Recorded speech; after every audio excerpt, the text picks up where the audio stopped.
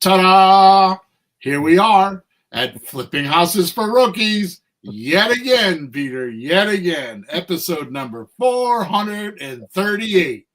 Woo! All I can say is everyone, glutton for punishment, all of us. listening. Mm-hmm. So here is today's podcast title: How to Double Your Income and Double Your Time Off in Creative Real Estate. So from a copywriting perspective, I usually use a tool, like an emotional tool, that weighs how like good the title is. Oh, really? And this title scored really bad. Oh, but I liked it, so let's see what happens. So double your income. Smarter? Who's smarter, you or a machine? Yeah, exactly. How to double your income and double your time off in creative real estate. So here's the description. Here we go. In this raw, unfiltered episode, it doesn't matter if you're rolling in dough or flat broke, if you have a 500 credit score or an 800 credit score, or if you've never done, or if you've done zero deals. Because for every investor making 7 figures, there are a minimum of 1,000 others grinding it out to do deals. Missing kids' birthday parties, family time, even days off, all to make ends meet. Give us 57 minutes of your undivided attention, and we'll show you the exact blueprint to double profits and double time off in your life. No theory, no fluff, just a precise framework you need to start getting 5-figure paychecks within 30 days for matchmaking real estate sellers and buyers without a license, debt, or even risk. But there are 2 conditions today. Mm-hmm. 1, listen to the entire episode. No skipping. Every minute matters today. 2, take action within 30 days. If you can't commit to these 2 simple requests to become wealthy, please don't waste your time and listen today. It's not for you. The clock's ticking, so make your choice. Listen or don't listen. Here we go. Okay. So let's do our housekeeping type activity, Peter, which has changed considerably. The other thing I'm going to tell you is that I used to put links in the conversation, in the description of free stuff. Yeah. I've stopped doing that. So here's what I would like you to do is if you leave us a 5-star review wherever you're watching us or listening to us, and you take a picture of it or a snapshot of it and send it to flippinghousesforrookies@gmail.com, I will send you gifts. So often I'll talk about them in the podcast. So when you send me your email, tell me what you would like to have. It's usually scripts and calculators and that kind of stuff that we sell other places. I've given away courses, all kinds of stuff. So tell me what you have, what you do want, and I will send it to you, especially if you've listened to past podcasts and you want something I've talked about in the past podcast, we could do that. So again, leave a review, a 5-star review, and wherever you're watching or listening to us, take a snapshot of it, send it to flippinghouses4rookies@gmail.com. Okay. Also, make sure you subscribe to us and you like us and do all those other kind of really fancy things that help you and help us and make everybody happy. Okay. Sounds so good. There you go. Here we go, Peter. Mm-hmm. I feel like I need to start off today with a bit of voodoo. Oh, okay. Which is slang for deceptively simple, almost magical solutions or ideas. Right. I actually feel this way in my coaching group. Like I have to get little dolls of my coaching clients and I got to stick pins in them or I got to move them around and show them what to do because they're hypnotized. they let their environment control them. Mm. I mean, think about hypnotism, right? Yeah. Here's a guy on the stage, he hypnotizes you, and then he tells you that when I cough, you're going to straighten your tie out, Mm-hmm. right? That's the environment telling you what to do. And Yep. way too many of us on planet Earth are hypnotized. You got to get out of the spell. True. I mean, I see somebody talking.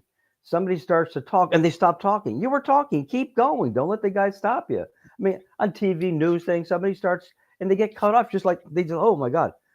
You can't be controlled that much by your environment. You have to try to, like, push your way through a little. You gotta do, hey, you gotta be you, you gotta do you. Exactly. All right, here's why I say this. The truth is, the only way to start making money within the next 30 days with creative real estate is to get control of your time and intention or actual conviction. Okay? So you have to control your time, right? Mm-hmm. So let's just talk about time for a second, because time has we have a different viewpoint of time. So time, let's say you're in a room, right? Like I'm in a room right now. I'm in my office, and there's 4 walls, and a ceiling and a floor, right? We'll call the walls like the anchor points or the barriers to your space at that particular moment, right? Don't know because we froze. So whatever you said, I agree. Yeah, you froze. Yeah. Yes, So you're in a room and you got walls and you have these barriers, right? Yeah. So time would be something that moves across the room. That's time. It's the particles in the room, or the particles in your space are moving, and that's how you know it's time, because something's moving. Yeah. Okay. It's kind of a simple thing. So what we're going to talk about today is what's in your world that's moving around. Do you have too much in your world? Not enough in your world? What's too much motion? Not enough motion? What's happening with your perception of time, right? Yeah. Yeah. And the only thing that changes that is your intention. Do you want that thing to move or don't move? That thing in your room, right? Did you mean to click on your computer screen and have a new site come up or not? Mm-hmm. So your intention is your actual conviction of how this stuff happens, right? Okay. I will tell you that with all the everything that I have to say, I can't even do this properly because I don't even know the right words for it. Mm. Every single one, 100% of my accomplishments, whether they be personal, family, or business, and I've had a lot of them, you know that. Yep. Right? Good. All of my accomplishments come from one thing and only one thing. It's my conviction of that thing that I want. Because I got to tell you, I have a rule in my head that I don't talk about usually. Is I'll say, hey, I'm thinking about opening up an orange stand. And I'll talk to people. Yeah, oh, you don't want to do that. Yeah, I'll talk to people in my family. I'll talk to people. And I've learned that the more people that tell me that's stupid and a crazy idea, the more I should do it. Number one. Number two, the real people I got to talk to are the people that would buy oranges from an orange stand. The people that would pay me are the real people I got to get suggestions from. Sure. Okay, so without that conviction, I would never be where I am right now. I would not be, and not even because I don't feel like I'm anywhere right now. I still feel like I got another 20 years of the best production of my life, because I've got 61 years of learning, experience, and wisdom, right? Yep. So this is why I think we got to do some voodoo today, because we're talking about people's time, right? And we're talking about their ability to their conviction of their goals and what they want. I mean, that's a whole nother issue. Like, how do you set your goals? How do you know what they are? You know?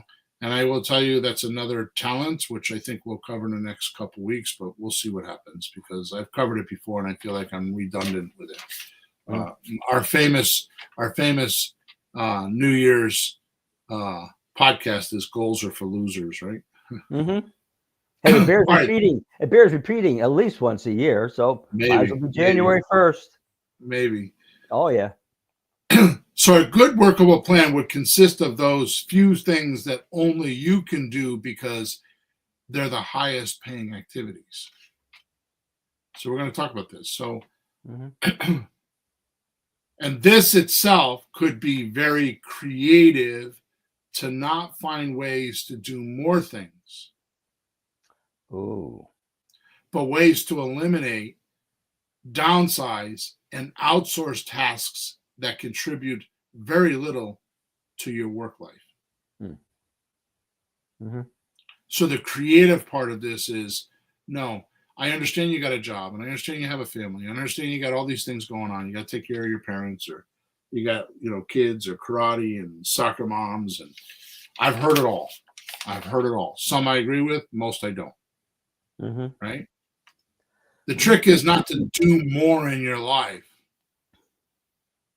but get some of that, do less of that stuff so you have more time. Right? I remember reading a book a long time ago. I think it was the 4-Hour Work Week. I don't remember. Wow. 4-hour work week. I'd be happy with a 4-hour work day. Tim Ferriss, yeah. Yeah. And he talked about hiring somebody to do your cooking and your food, because how many hours a week do you do that? Yeah. Right? Yeah. My wife did that. Yeah? Yeah, it works great for her too. Yeah. Yeah, it's you. It's me. Yeah. She hired me and I didn't know it. Well, I found a lot of things about you when I first got to meet you. Like you're really very domesticated, very realistic person. You do. I've seen you wash dishes. It's amazing. I wash dishes every day. We have a dishwasher. We have a dishwasher that doesn't work, and I bought a brand new one, and it's been in the garage, and it's been there probably for 2 years. Oh God! It cost me, I don't know, $1,000 or something. I forgot what it cost me, but I went and bought it, and I had him deliver it, and my guy couldn't come put it in, and I was just like, yeah, because I don't use it. I wash dishes. It's only her and I. It's not that hard. All right, so we first need to talk about getting control of our time and life, right? So then once we do that, what we will do is we'll go into the creative real estate portion of it and making money within 30 days. So it's a twofold podcast. Okay. So the first thing we need to do is to create a new, so we're talking about the time portion now, right?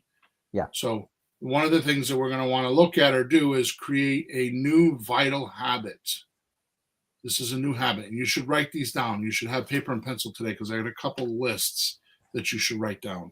Because if you actually do this, and I say this for a reason, Peter, because behind the scenes, I've been telling you for about a month now that I've been working on my mind and me. I've been working on me, and now I'm a self-help guy, and I'm involved with all kinds of things, churches and groups and all kinds of stuff. And you would think that I have enough capability to just operate the way I want to. But Maxwell Maltz's book talks about the theater in the mind, and I've been really looking at that. Dan Sullivan's book, Think About What You're Thinking. These simple books that I read, I implement them, and I have to tell you, in my life, they have gargantuan results. I mean, things happen are just incredible. Just incredible. Well, it's just amazing. Well, I know you do, because we talk a lot. And I also know that I've talked to a lot of other people that they don't even know what's happening. Right. It's like they don't even know aware that all these things are happening in their heads. Right. And they're being pushed around forget the environment. They're being pushed around by their own thoughts and not thoughts and God knows what. Yeah. All right, so what we're going to talk about now is the vital habit that you need to do is continually ask these 4 questions. For every task. Before you start a task, any task, you need to ask these questions. And here are the 4 questions. Number 1, does the task have to be done at all? Does it really need to be done? Right? I need to go buy my wife ice cream. Do I really need to go buy her ice cream? Yeah, right. Yeah. So does this task have to be done at all? Number 2, does this task have to be done by me? Hmm. Right? Does this task have to be done by me? Sure. Number 3, does this task have to be done now? Exactly. Right? That's the one I run into because I'm constantly juggling to-do lists. So, sometimes, and I've been reshuffling, like, because I could be what we call a hobby horser. A hobby horser is someone that does the things they like to do, not the things they don't like to do. Mm-hmm. Right? So they're hobby horsing, right? Yep. Right. So number 4, is there anyone else who can do this task almost as well as I can? So the 4 are, I'll read them again. 1, does this task have to be done at all? 2, does this task have to be done by me? 3, does this task have to be done now? 4, is there anyone else who can do this task almost as well as I can? It's interesting that you say almost as well. Right. It's actually very realistic. Yeah. Because I know, right? 'Cause I know there's people. Well, I can't get people to do as good as me. Well, no kidding. But you can't do everything.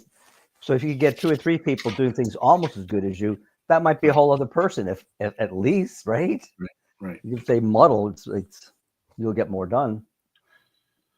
Now, another thing we could do is to get ROI on our time, right? So get ROI and increase your income and time off. Now, this is pretty cool, Peter. Mm-hmm. Right? Because I've started doing this because I write a to-do list. I write a to-do list once a week. Yeah. Right. I used to do it daily. I write my goals. I have 12 goals. I write them every day. I handwrite them every day. Holy cow. And I've started, it's not meditation, but I kind of sit in a quiet room. I close my eyes and I envision the goals being done every day. Wow. And it's amazing. Right. So here's what we're going to do on your tasks, right? Your task list. Mm-hmm. We're going to go to a grading system. Aha. Like when you're in school, you got an A, B, C, or D.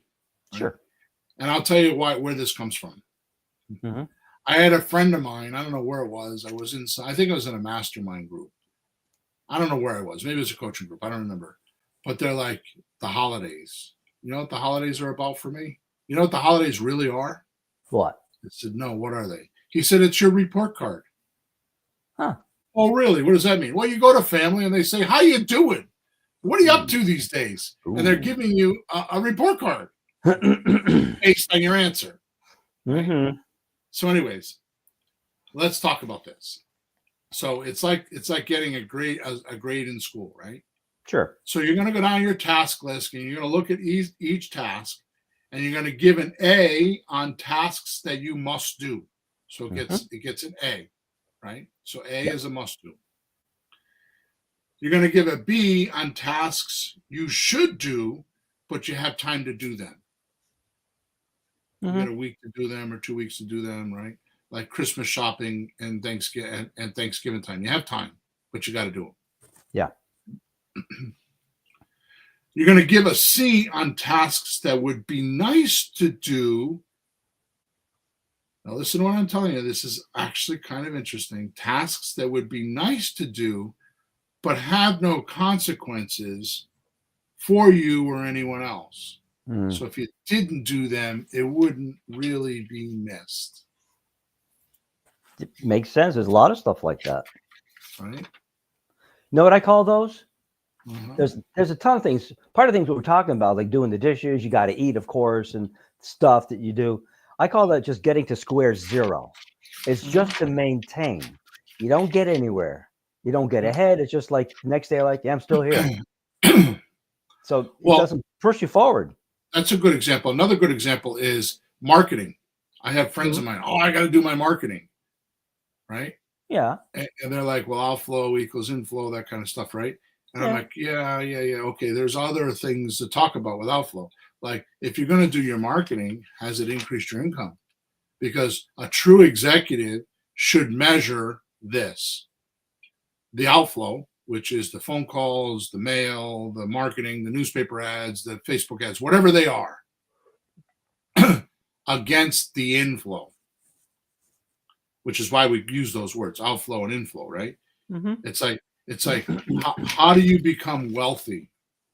How do you become wealthy? I'll tell you how. And money has nothing to do with it. Mm-hmm. How do you become wealthy? Well, as long as your outflow is less than your inflow, you're wealthy. Yeah, you're Right? fine. So that's a wealth thing, right? As long as your outflow is less than your inflow. So if you make $5,000 a month and you're only spending $4,000 a month, you're wealthy, right? Sure, you're good. Marketing is the same way. If you got outflow, if you got 5,000 pieces going out and 2 people calling you, maybe you don't need to be doing that, or you need to change it. You're not. Your conversion rate is off. Right. Your impact is off. Right. So that's when I say give a D on these tasks that. I didn't do D yet. Yeah, so, we're on. Yeah, C. So on C, right? Tasks that would be nice but have no consequences. Yeah. Okay. So now D, you're going to give D on the tasks that you should delegate to others, which you will realize if you do this list for real, most of your tasks should be a D grade. Now, I'm gonna be a little bit geeky for a second, okay? I got to tell you right now that one of my best friends is Fiverr. Fiverr, 2 R's, FIV. And what that means, it's named because it's like, give me a Fiverr, like a $5 bill. Give me a Fiverr and I'll do the job for you. Yep. I mean, I spend money on Fiverr all the time. Like I'm setting up a newsletter, and I spent a whole afternoon one afternoon trying to figure out how to use Beehive, which is the software I'm going to use, right? And I just got frustrated, and I got spun in, and I couldn't figure it out. So I think it cost me $100, and it's all set up and it's all done, and it took me like 10 minutes, right? Yep. Yeah, it cost me $100, but I didn't have to worry about it, right? So I'll tell you another one. I was shown the other day, so people don't know this, but Google was originally started by the founder. I forgot his name. He's got a strange name. It was originally founded for AI purposes. Way back? It was that was its original goal, was to gather information for AI purposes, which is why they gave it away for free. Wow. The Google search. And now it's 20 years later, and they absolutely have that. So Google has the best AI, but they don't release it. So Google by far is light years of everybody else with AI, artificial intelligence, if you don't know what AI is. They just released in Gemini, which is their AI, like ChatGPT is an open AI. Mm-hmm. Gemini is Google's AI. You ready for this? Yeah. If you pay for it, which I think is $20 a month, you push a button and you can share your screen, and the AI will watch you working like on a piece of software, something you can't figure out, and tell you how to do it. You say, how do I do this? And it will tell you how to do it. And like a share screen thing where it's watching you. Just like we share screens like on Zoom and stuff like that. Yeah. It'll watch what you're doing. Like, so you go on there and say, I'm trying to figure out this blah, blah, blah on this website. Can you help me? And it will watch what you're doing and it will show you how to do it. Right. So this is D, right? Give a D on these types of tasks, right? So don't you try to figure it out. Just get somebody else to do it, right? Now an E task is something you can and should eliminate as quickly as possible. Right. An E task is just get rid of it. Okay. So with that said, you can only get control over your time to the degree to which you eliminate everything of low value and no value, so that you can focus on just those things that really make a difference in your life and work. Now I segment my life, right? Like I do stuff for myself, and then I do stuff for my family, and then I do stuff for my group. In other words, my businesses, Mm-hmm. and then I do stuff for mankind. Like I'll go to the church and donate time, Yeah. right? And I segment my time into those things, because what you'll realize, if you don't segment your time that way, then one will starve all the time, Mm. right? So I try to break them up that way. And then of course, once I do that, I have myself, on myself. When I'm working on myself, it's often a spiritual thing, or you know, exercise, or trying to figure out a diet, or all that kind of stuff, right? Yeah, that's important. And people think, well, that's a waste. You read any book by some very successful people, they got these routines, don't they? I get up in the morning, I'm really busy, so I make sure to spend time with my kids and my wife before they go to work. Then I exercise, then I meditate a little bit, then I learn something. They get they get themselves set up Every for the every day. single day, I read for a minimum of an hour, and I don't do it all at once. I do a half an hour once and a half hour different. But I Mhm. get up in the morning, I read for a half an hour. I obviously shower and all that stuff, get dressed. I do 10 or 15 minutes worth of yoga, and I meditate for about 15 minutes every morning. Mm. And that's all within the last month. I mean, I was doing it before, and I stopped, and I'm back to doing it, right? Yeah. So the most powerful tool or way to make money in creative real estate is your ability to think clearly, right? Nowhere in a deal will you make more money than deciding what you are going to do and in what order. And Mm. this is a funny thing, because I've been teaching this for 10 years, actually longer than that, but for 10 years hardcore. Mm. The hardest concept I have in teaching others how to make gargantuan profits in real estate is the exact point, and I'm having this trouble with you too, the Mm. exact point where you stop discovery and start making decisions. Mm. So you've gathered enough data, because when you're new, you think all the data is important, Mm. right? Instead of the four pieces of data that we really need, which is price, payments, duration, and down payment if they need it. Once you get those four pieces of information, you're done with discovery. Now you just make decisions. Mhm. And those decisions are, I'm willing to do this. Would you accept it? Okay, here's the order of how it goes. Right? And Mm. that crucial point gets missed. It gets skewed with too much data, too much information. This is where the saying came up: you're overloaded with information and you're starving for wisdom. This is Oh, where information and wisdom separate, yeah. Mhm. because you think you need to know about the house and the bedrooms. I never talk to anybody about the house.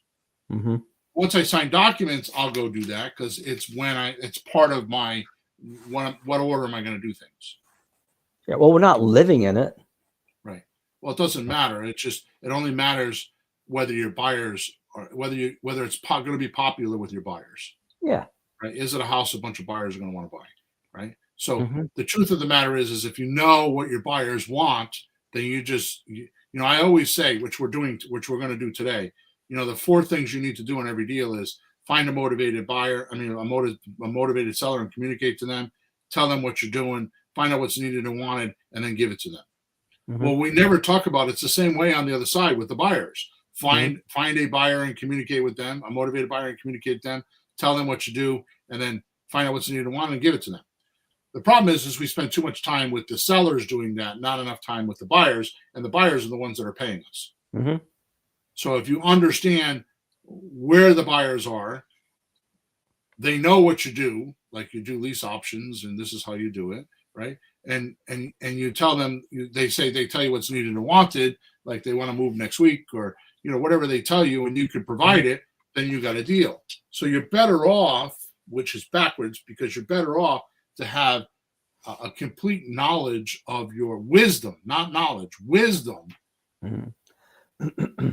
of what your buyers want, and then go find houses for them.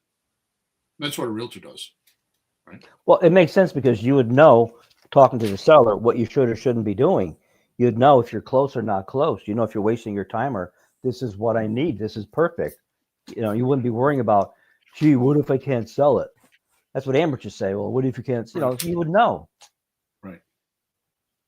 So it's important to do that, right? So if you have too much noise in your world, aka your job or kids or family or drama, or you have too much noise in your head, right? Because you're not doing things correctly, right? You forfeit doing this. You forfeit having clarity when you're talking about the deal, right? It crushes your accuracy of your choices in deciding how to make money or spend your time. Now, one of the things that Dan Kennedy taught me in his time management book is stop trying to remember everything. Trying to remember things clutters up your thinking. Oh, yeah.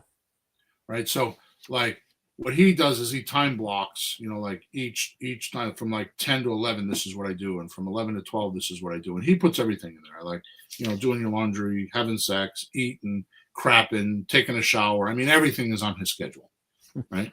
Now, I don't do that. I used to, but I have certain things that happen certain times of the week. My point is this. I keep a notebook in my pocket, as you're aware. And the reason why I do that is because when I have an idea, or if I like drive down the road and I see a billboard and I'm like, oh, I should do that in my marketing, I write it down in my notebook. So when I get to my time blocking segment of marketing, I work on that and I remember it. I don't have to clutter my head up with trying to remember, oh, I want to do that billboard idea. Yeah. And that's one way to clear your mind up, is start to write things down. So this all goes along the Pareto principle of applying the 80-20 rule.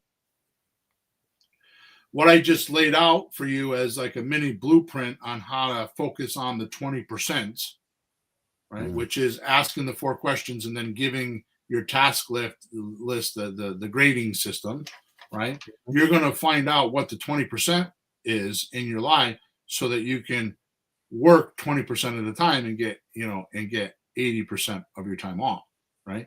Or more importantly, do the tasks that are going to give you the highest paying tasks that will pay the other 80% off. Right. Right. So good. So here's a good production formula. Here's another one to write down. It's got 7 points, right? So I'm a little bit nervous about time here, so I'm going to kind of move fairly quick. Sure. So a good production formula is this. This is a good production formula. And we're going to bring all these together in a couple of minutes with an example deal. Okay? Good. So number 1, work hard. Number 2, work fast. Number 3, work smart. Number 4, work on or in your strengths. This is where a lot of people make mistakes.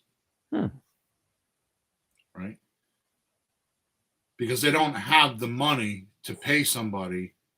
They try to do it themselves in a field they don't know anything about. Oh. And they get stuck with, I got to go learn how to do list building. Right? Instead of just paying somebody on Fiverr to do it. Right? Yep. Number 5, work efficiently.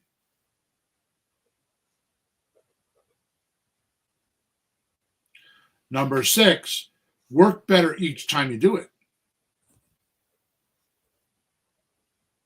And number 7, prepare for delegation when working. So the first phase of work is to do it and figure out how to do it. And the next phase up would be, I got to delegate it, but you know how to do it, so you can tell somebody else how to do it. Right. Right. So I'm going to read these again in case somebody missed one. So 1, work hard. 2, work fast. 3, work smart. 4, work on or in your strengths. 5, work efficiently. 6, work better each time you do it. And 7, prepare for delegation when working. So that's not me. That's I want to thank Brian Tracy from his book, The $1 Million Habits. He was the one that taught that to me, and I want to give him credit for that. I appreciate his knowledge there. So I'm passing it on to you. Okay, now let's go out. Let's get out of our head, mindset type stuff, and into the physical universe deal stuff using what we just talked about. Okay. Sure. Are you ready? Make it practical. Let's go. So the steps of doing a deal are one, find a seller, a motivated seller, and communicate to them. Yeah. 2, tell them what you're going to do. Tell them what you do. 3, find out what's needed and wanted, and 4, give it to them. So we're going to follow that with this new data, right? Sure. So number 1, we need to find a motivated seller who wants to communicate with us. Okay. So we ask the questions, the 4 questions, right? So does this have to be done at all? You answer the questions. Oh, so what? Does this have to be done at all? We need to find a motivated seller. Yes. Okay, good. Does it have to be done by me? Not the finding part, maybe not. That'd be good to have somebody else do the finding. There's a lot of finding to do. Yeah. Have somebody else do the finding. Exactly. They're pre-qualified, right? Yeah.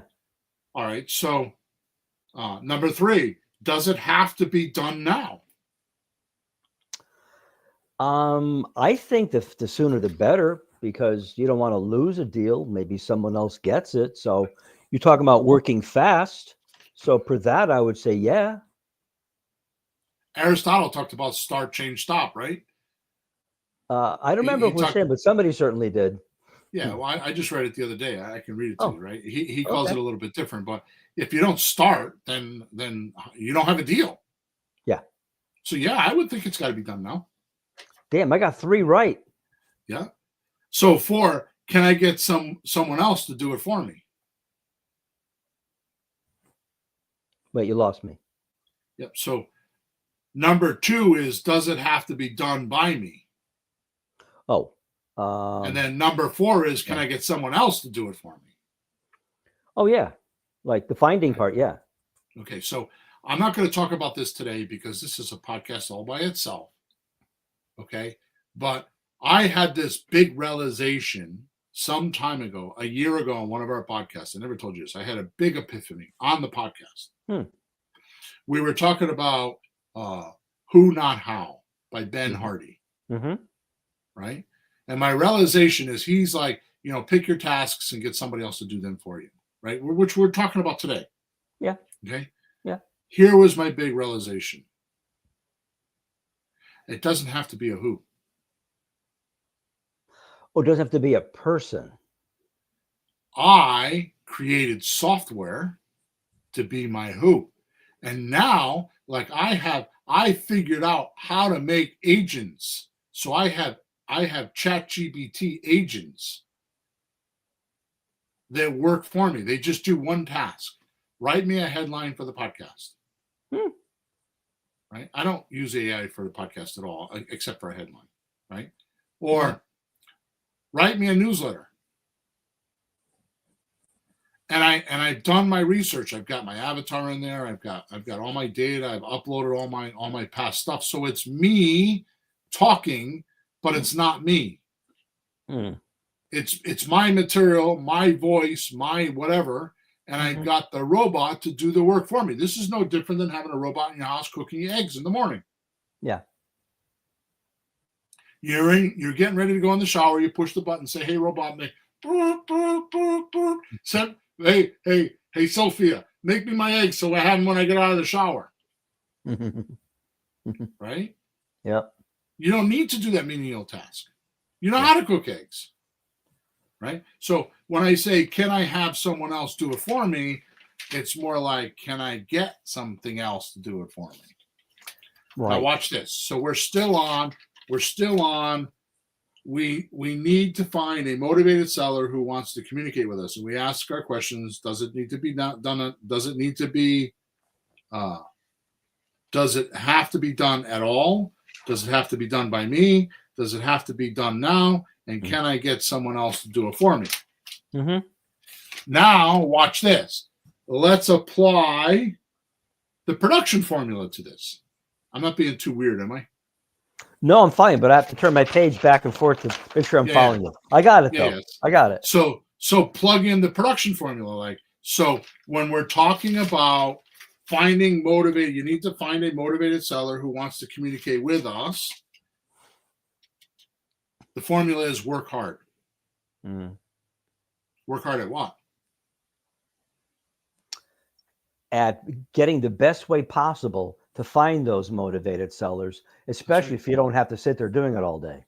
But if you keep, that's right. If you keep going with the formula, listen to how the formula works. So work fast. So do you want to do a deal within the next 30 days? Then you have to find that motivated seller today. Right? You got to work smart. So you're not like fumbling around on your computer, spending half the day trying to figure out how software works, or how Facebook does this, or how to get a tool to do it. Right? You got to work in your strengths. Right? So is your strength setting this system up? Or is your strength in talking to the buyer and the seller? You taught me this, Peter, because you're 70-something years old and your strength is not computers. But you're really good on the phones.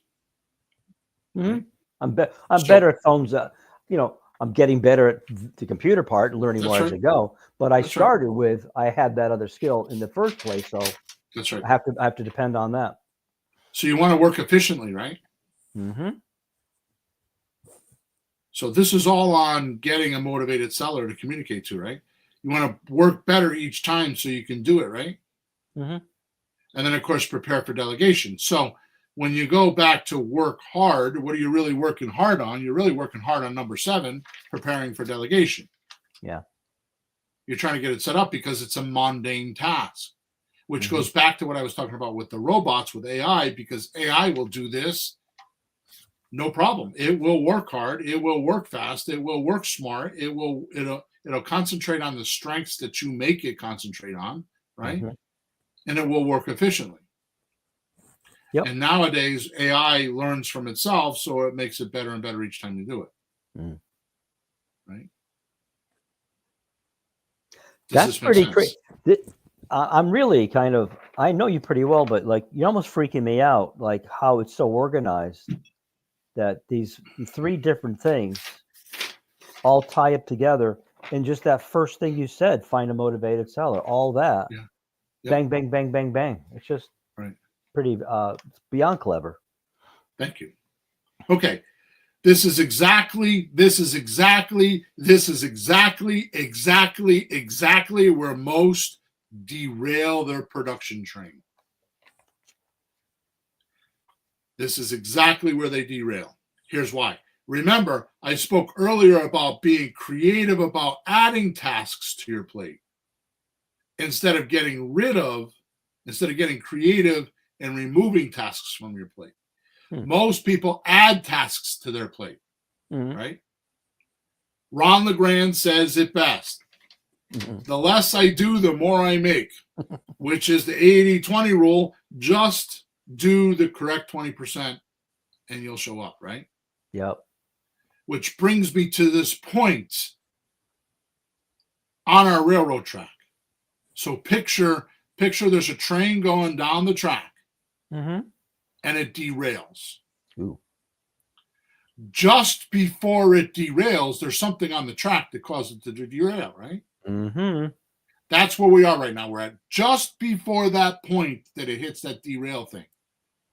That thing that's on the track and it derails. We're right there. We stopped the picture. We stopped the movie. We put it on pause right at that moment so we can evaluate it. Okay? Which brings me to the point of the railroad track, right? Like I said, where we derailed, we have to make this decision. It's one of 2 things. Just before you derail, you have to make this decision. And this is where most people go wrong. 1, what are my available resources to get this project lifted off the ground or off the floor? And 2, how much can I use to do this. In other words, how much money can I spend to get this business lifted off the ground? And then say I got $1,000. I'm just hypothetically saying, say I got $1,000. Out of the $1,000, how much can we use for this task of finding motivated sellers? Mm. And if we only have $100 for that, then how significant is that? How clever are we going to be? We're going to go back to the points again, right? Like how clever are we going to? How smart are we going to be? Which is point number 3 in the production formula. How smart are we going to be? You have to be pretty smart if you're limited with that, right? Yeah. So hypothetically, if you have some dough and want to do a deal fairly quick, we would use something like Creative REI Replay. Now, I'm not pitching Creative REI Replay except for the fact that it's the only thing on the market like it. There's nothing else in the creative real estate business like it. We are the only ones on the market because it does all this stuff 90% for you. It finds leads for you. It skips trace them. It puts them into the system. It automatically texts them for you. They come back in a conversations bucket. In the conversations bucket, the AI actually answers the questions, which, by the way, the AI is like me talking to them. You actually go in every day and you look through your conversations. And even if the AI didn't make an appointment, they pre-screen the people you should be talking to. Like right now, I think we have a few hundred, because I don't know why, but we have a few hundred people a day going into our system. Right? Imagine if we had to do all that work. Right? You couldn't. You just couldn't. You couldn't even get the step of outflowing to them. Forget talking to them, making a deal, and getting someplace. You'll be spinning your wheels at the very beginning, and that's just too much. So this is where the software and the AI come in today, because because one thing I do know, since COVID 2020, March of 2020, the thing that has changed the most in real estate is the outflow went from we'll say a 1 to about a 9. I think you got an 80 or 90% increase your outflow, because it's just how it is. Yeah. Because people don't respond. Right? Now, the software would do all the hard work for you, right? If you go back to the 7 points of production, right? Whether it's Creative REI Replay or something else, and there is nothing else like this, you'd have to use 3 or 4 pieces of software and make them all talk to one another, which is hard to do because I've tried that. So Creative REI Replay will say, does this. The software would do the hard work for you. It would be fast. It would definitely be smart. It would allow you to work on talking to sellers and buyers, because it's sorted out who to talk to and who not to talk to, right? With your strengths of which, by the way, your number one strength should be being human. Yeah. Yep. Right? Yup. Oh, yeah. For sure. Hey, Bill, in today's world, being human, as good as AIs are, being human is still a premium. Figure that. Well, think about it. AI is trying to be human, and you are. So just look at that, right? Good. Well, boy, well said. And the funny thing about AI, which a friend of mine, he's not a friend of mine, one of my mentors, Perry Belcher, says all the time, oh, by the way, the AI you're using right now is the worst model you'll ever use because it's brand new. Yeah. Right. So your best strength is being human, and for sure the software would be efficient, and lastly, it would be easy to delegate. So it follows the 7 productive laws, right? Now, the other alternative is you believe you can't afford the software,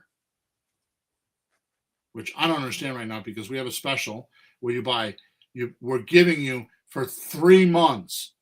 We give you 6,000 leads, minimum 6,000 leads in 3 months, minimum 6,000 leads in 3 months.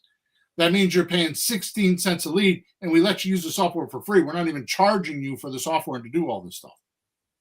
For 16 cents a lead, you pay $1,000 for 3 months. And so my question to you is, if you're following what I'm telling you right now, you're going to tell me you can't get one deal in 3 months out of 6,000 potential leads? Minimum 6,000? I don't know about that, right? So this means This means if you don't use the software, your alternative is you can't afford the software and you should go do it manually. So just like what you were talking about, now you got to find motivated sellers. Mm. Then you got to communicate to them. Then you got to sort them out. Like, are they motivated or not? Like we used to do, suspect, prospect, whack them, not whack them, right? This means scouring the internet, sending messages, phone outflow, one by one, each, and or if you're using software, you have one piece of software over here, and then you got to move the data to another piece of software because they don't talk to one another, and all that stuff is getting better nowadays, but it's still not there. Or the other alternative is you can buy a list, like go to My Plus Leads and buy a list, right? FSBOs for sale by owners and expired listings, and you can start dialing. Or you can set up a dialer, like they dial 4 numbers at once for a VA, a virtual assistant, and you can start doing that, right? But I'm going to tell you, you're going to spend more money doing that over 3 months than Creative REI Replay. Mm-hmm. And you're not going to get as many deals because the VA is not going to be as good as you are. Yep. Right. Maybe because I do demos, which I'm going to stop doing. Believe it or not, tomorrow is my last day doing them. Thank really? God. Yeah, we hired 5 salespeople. Right. So I hear a lot of this lately. I want to buy pay-per-click leads. So there's companies out there that do the pay-per-click and then sell you the leads. Yep. iSpeed Lead was one of them. They were one of the first to start. Yeah, I remember that one. Yeah. They say the leads are better. I don't believe they are. Right? No. So all I have to say is that means it will be a miracle. If you're doing this manually, it will be a miracle or very lucky, very lucky. Now realize I have 3 coaching groups I deal with every week. So I'm dealing with dozens and dozens of people every week on what they're doing, and they're asking me questions. So I see their production. Yep. Right? I see how they're using Creative REI Replay. I see how all this is happening. I do demos with people that want to buy creative real estate, Creative REI Replay. So I hear these guys that are doing, 10 deals a month. I hear what they're saying because we have a mogul package where we give them 3,000 to 5,000 leads a month, and they have VAs. And I hear these guys talk to me every day. Mm-hmm. Right? So what I'm saying is that if you're going to do this manually and get all these lists and do all this stuff manually, you're actually being an agent. You're being a VA yourself. You're doing $6 an hour work. Right. Right. And you would be very lucky if you found a deal within 30 days. Heck, the next 90 days or even 120 days. Sure. This is why I say this is the point where you derail. Right before you derail is this decision. Is, do I spend a couple bucks to go do this or not? Now, I'm telling you that you can start a multi-million-dollar business for $1,000 startup. Who's got that? Mm. And I'm also telling you from vast experience with myself and many, many, many clients, you'll spend more than $1,000 if you try to go do it on your own and reinvent it. It took me 30 plus years to do this, and we're still working on it because we've been Creative REI Replay has been in existence for 3 years, and we do a support call every Thursday night, and we get feedback of things that need to be changed. So I'm not pitching Creative REI Replay. I'm just telling you we built this for me and you to make our business better. Now, are we doing more deals? That's another story. That's a story internally that we have problems with, right? Most leads need 7 to 9 points of contact to consider doing a deal these days. And that means a phenomenal follow-up system so you don't lose deals through the cracks. Mm-hmm. If you don't have that, there's no way you're doing that manually. No way. No way. We used to do 30-day files. We used to do it was just calendars. It just doesn't work. Now, does that make sense? Oh yeah, it's annoying. It's hard. Okay, now that we have the motivated, this is just on finding motivated sellers and communicating to them. We just did the first step. Now that we have that, a big one though. That's a biggie. That's a good one. Now that we have that, what do? Well, we're going to go through the same process that we just went through to look at our resources.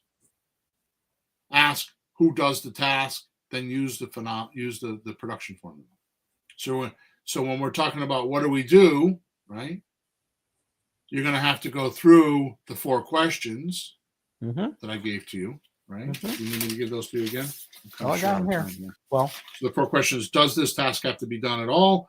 Does this task have to be done by me? Does this task have to be done now? Is there anyone else who can do this task almost as well as I can? Yeah. Now you're going to do this on step 2. And when you go through that process, that evolution on paper with paper and pencil, just don't do it in your head. Do it on paper and pencil. Do it two-dimensionally, right? You're going to find out that you only want to do lease options because you don't have any money. You spent your $1,000 on the software. You don't have any money to invest in real estate, or you don't want debt, or you don't want the liability, or you don't want the risk. So you're going to just test before you invest. You're going to check out how to do this, right? Or you might be a little bit trained, and you're going to want to do subject to or seller financing, or do like what we do, all of them, right?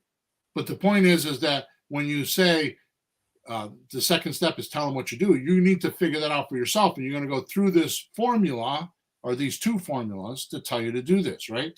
So we tell the seller what we do now, right? Does that make sense? Sure. It's clear. We know what we do. We have a clear, viable picture of what we're going to do. It's our mission, like Jim Camp talks about in the book. No, your mission needs to be imported into the other side of the table, so they know what you're doing, right? Yep. So then we move on to the seller's needs and wants, so you can present the perfect offer to them. Now we start all over again, right? Does the task have to be done at all? Well, of course it does. And does it have to be done by me? Well, I will tell you right now, I've had multiple conversations with Sean, my partner, and because of you, Peter, and to be honest with you, I shouldn't say this publicly, but because you and my VA are not giving enough offers, I've decided to bypass the 2 of you. And he is actually working on an offer blaster. It's actually a memorandum blaster. And our software, come rolling around the first of the year, we're going to have the ability to send offers before we talk to people to get their attention. So the question is, does it have to be done by me? Well, pretty soon it's not going to have to be done by me. Where do you think I get these ideas from? From these formulas. This is how the software has been built, right? Does it have to be done by me? Well, pretty soon, no, it doesn't have to be done by you. Let AI do it, right? Does it need to be done now? Well, yeah, of course it does. And who else can do it? Well, we're going to let the AI do it, right? Now, those are obvious, but let's look at the production formula. So we're going to look at the 7 points on this. Find out what's needed and wanted, and present it to them, right? Yeah. So here's the important part, and then we're going to do this. We got a couple more minutes. We're going to go a few minutes over here as usual. While you're on the call, you have to ask yourself, well, will you work hard? Yeah, you're going to work hard. You want a deal. Will you work fast? Well, I don't know. Can you work fast? I can. I got 30 years experience. But what about you if you're brand new? Well, you can if you're using a software, because we have calculators and stuff like that. Will you work smart? Will you work smart? Will you use your strengths? Right? Will you work efficiently? Will you work better each time you do it? Right? And will you prepare for delegation? Now, like I said, having done this for 30 plus years, I can absolutely say with some kind of software, these 7 points can't be done in today's world. Now, it can be done, but not to the speed that everybody else is doing it, and the ease that everybody else is doing it. So the guys that are making 7 figures or making even 6 figures, right, need to have software to do it. And I only know this because I'm doing these demos every day to people that are not our clients. And they're calling us because they want leads. So here's why, in my opinion. Right? One, work hard. You can do with deal structuring. You got to work hard with the deal structuring when you're on a call, right? Mm-hmm. You have to work fast. You have to work smart. Best when using the calculator. So you're going to work hard. You're going to do the deal structuring. You're going to work fast, and you're going to work smart by just using our Creative Real Estate calculator. All you do is you put the money in the calculator, and it automatically tells you which deal you should or shouldn't do. It's going to give you those 3 points. You're going to work hard at getting the discovery and getting the data. You're going to put it in the calculator, and the calculator is going to work smart for you, and it's going to work fast for you. Yeah, it does the mathematical calculations. Right. It does it. And tells you which one by stoplight, red, yellow, or green, whether you should do the deal or not. Mm-hmm. Right. So number 4, you're going to use your strengths, right, which comes down to your wisdom, knowledge, and experience. Now, if you don't have that, you use the scripts at first. That's my knowledge and experience to you. So you just read the scripts and you have knowledge and experience. But after a while, when you get used to it, it'll become your own, right, by repetition. Sure. And really, repetition isn't for memorization. Like you do it enough times and it works, so you remember it.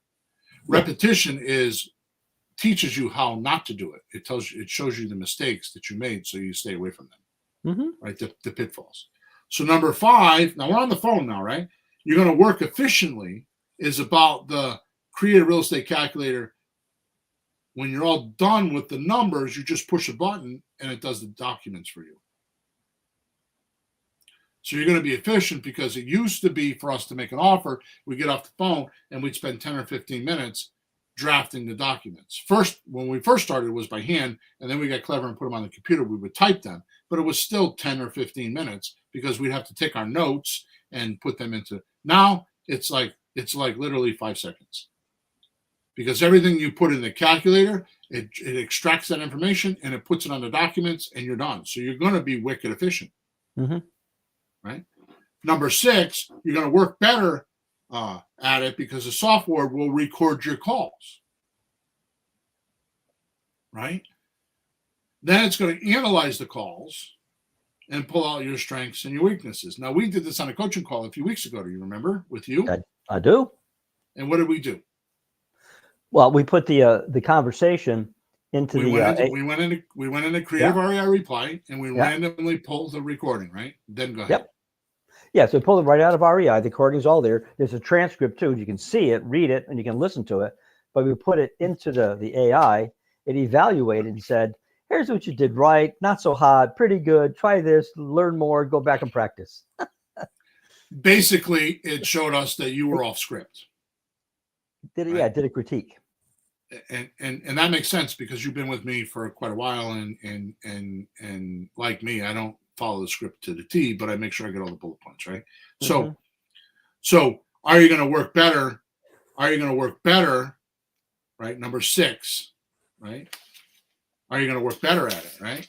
The next time you do it. Right. I mean, just the point of, well, gee, I shouldn't have done that. I didn't have to do that. I could have left that out. I should have focused more on asking this and asking that. Less bad stuff, more good stuff. That's it. That's all you need. So like you said, it's gonna pull out your strengths and your weaknesses. Yep. So this is a podcast stopper. If anything you get out of this podcast, you should get this. How to be successful. Here's how you be successful. Do more of the right things and less of the wrong things. That's how you're successful. Do more of the right things, less of the wrong things. Right? This step is doing that for you. And by evaluating your phone calls with this tool that I have, which I have not released yet, it will be coming out soon. I have a tool where you just take your recordings, you upload it in there, and the tool runs through, it transcribes the conversation, and then it evaluates it based on the script that we have, and based on, it's as if I was critiquing your call for you as a coach. Okay? And it does this in minutes. In the old days, we would have to, old days meaning now, like right now, for us to evaluate our VA, for example, our virtual assistant, we have to go in there and listen to all the recordings and then take notes and then write an instruct, like instruct her on what to go do this, go study this, go restudy that, you know what I mean? And then do it again. right? Yep. Now we don't have to do that, because not only does it do all of that, but it gives you the instruct in the evaluation, right? So it's just simple. And again, this is because we're using AI to do this, right? Yep. And number 7 is obvious. All the stuff we just spoke about goes in your software and achieves everything you need to do to delegate. Right? You do it. Once you do it, write a few times. You just record everything and you just show it to your VAs or whoever you're going to delegate to, and it's amazing. So I didn't tell you this, but I just fired our VA and I hired another one. And I hired her because one of my coaching clients is using this other girl, and she's worked for her for 2 weeks and gotten three memorandums. Now, I don't know if she's going to do the same for us, but ours is not doing that. So I hired this other one, right? So is it worth $6 an hour for 2 hours a day? I pay $60 a week. And my expectation is to get 1 or 2 memorandums. Is it worth $60 a week to go get 1 or 2 memorandums so you could talk to somebody about a deal? Right? Sure. And see how this is. See? Oh yeah. And it's going along these formulas. These formulas, and I'm telling you today, are the reason why I keep evolving. This is why we keep getting better and better. And the technology is giving us, right, is giving us the ability to do this now. Right? So as you can see from today's talk, an important key to personal productivity is for you to develop the habits of determining how you can produce finished, valuable offers, right? Which sellers need and want, not what you know how to do, right? So this sets speed on achieving a specific goal in any area of your life.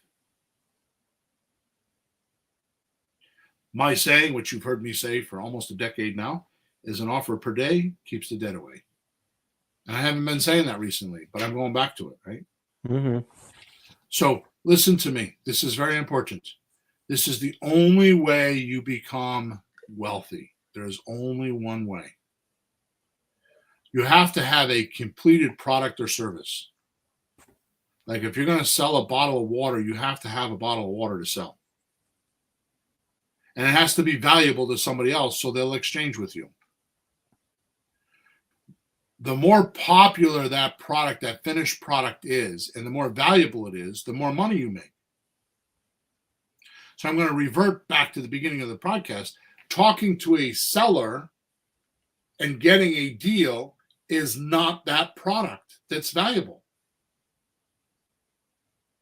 We've been doing this backwards for 2 decades.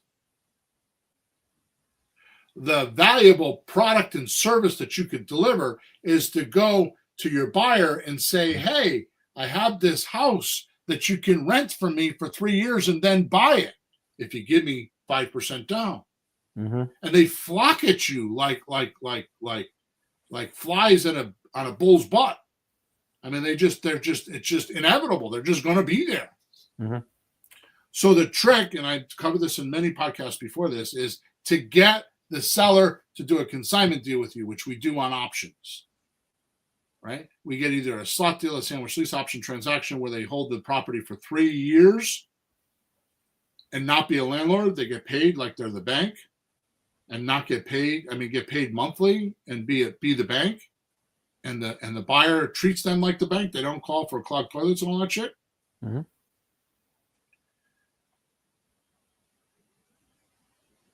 And then get them qualified for a mortgage. And the seller, for waiting for 3 years, gets 33 to 34% more money than what the house is worth. If it's a $300,000 house, they're getting $400,000 for the property. So they're getting an extra $98,000 or $99,000 for waiting the 3 years. So there is exchange in abundance.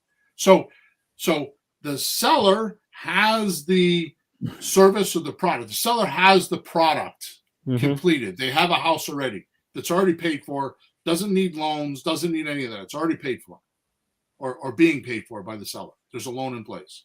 Right. You come along and offer your service of, well, I'll go get you some buyers. And then you offer the buyer the opportunity to do a rent to own. In other words, get your product to the buyer that's going to pay you, is to reveal to them where this needle in a haystack is. Mm-hmm. Hey, there's 150 houses for sale in your city, but I got the only house that will do a rent to own or seller financing. The only house out of 150, I have it, and I'm going to give it to you for 5% down for my fee. It's not a fee, my profit. And if you don't have that viewpoint that that's what you're doing, and you need to do that, you need inventory to do this business. And you need to stop trying to, this is kind of like, oh, Peter, I want to buy my grandson a bicycle for Christmas. Oh, you know what? I'm a handy guy. I don't want to spend $150 for a bicycle. So I think I'll go start a bicycle factory in my garage. And I'll make a bicycle. And then I get all wrapped up in how to make bicycles. Right? Which is going to cost me more than $150. And this is the derailment I'm talking about with the train tracks. Right? So if you could actually realize what we talked about today in this episode and actually get super efficient with your available resources and wisdom to make an offer machine, you can double your income and double your time off.